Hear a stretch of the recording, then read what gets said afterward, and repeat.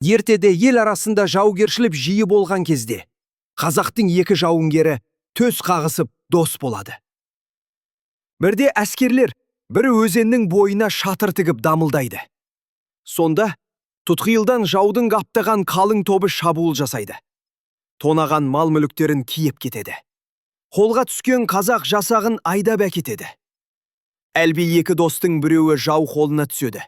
Досының қолға түскенін естіген екінші батыр, күздің қара суығын елеместен өзенді малтып өтіп, жау жатқан жағаға келеді.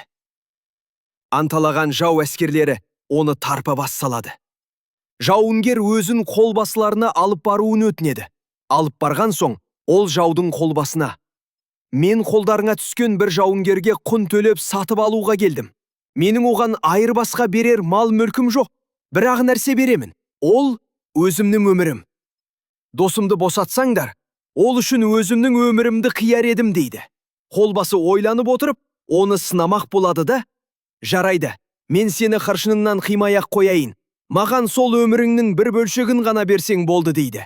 «Ол не?» деп сұрайды досын құтқаруға келген жігіт. «Маған сенің көздерің керек» дейді қолбасы. «Ол да болсын, көзімді ал да, досымды босат» дейді жігіт. Ол болсыннан сүрінбей өтеді. Әлгі жауынгер тұтқыннан босанған досының иығына қолын артып, зағип күйі қуана күлімдеп келе жатады. Мұны көрген жаудың қолбасшысы: «Мұндай ерлері бар халықты тұтқиылдан келіп, қапыда бас салған жағдайда болмаса, бетпе-бет ұрыста жеңу өте қиынға соғар» деп күйеді. Сөйтіп өзінің әскерлеріне шегінуге бұйрық берген екен.